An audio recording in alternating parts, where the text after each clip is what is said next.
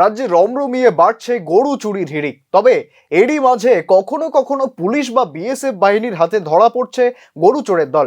ঠিক এমনভাবেই পাচারকালে গরু বোঝাই একটি ট্রাক ধরা পড়ে পুলিশ বাহিনীর হাতে।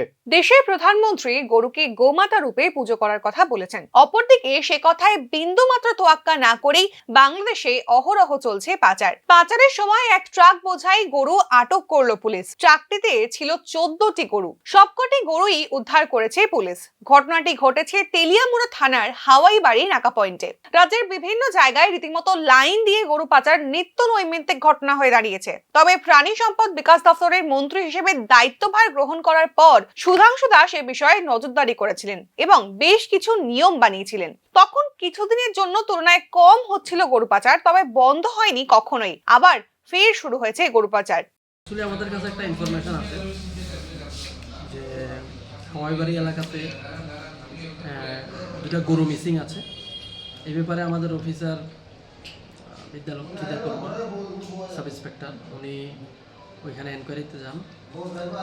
যাওয়ার পরে ওনার কাছে পাশাপাশি একটা সোর্স মাধ্যমে একটা ইনফরমেশন আসে যে তেলিয়ামুড়া সাইড থেকে একটা গাড়িতে করে প্রচুর পরিমাণে গরু যাচ্ছে। এমন ইনফরমেশনের বেসিসে উনি ওইখানে পাশাপাশি থাকা আমাদের হাওয়াইবাড়ি নাকাতে অ্যাম্বুশ লেট করেন। অ্যাম্বুশে উনি ওই গাড়িটাকে ডিটেন করতে সমর্থ হন। তো গাড়ির চালক যে ছিলেন রহমান মিয়াকে জিজ্ঞাসাবাদ করার পরে উনি উপযুক্ত কোনো ডকুমেন্টস শো করতে পারেননি। কোথেকে আনছে কি আসল বিষয়, কোথায় নিয়ে যাবে, এগুলি আমাদের সাসপিশিয়াস।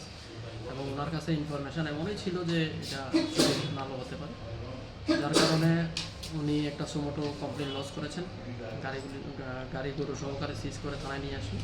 এই ঘটনায় 14টি গরুকে পাচারের হাত থেকে বাঁচানো গেছে। তবে প্রতিদিনই এমন হাজারে হাজারে গরু পাচার হয়ে যাচ্ছে প্রতিবেশী রাষ্ট্রে। সেক্ষেত্রে প্রশ্ন উঠছে, সীমান্তে কড়া নিরাপত্তা রক্ষী থাকা সত্ত্বেও কিভাবে এই ঘটনা ঘটছে।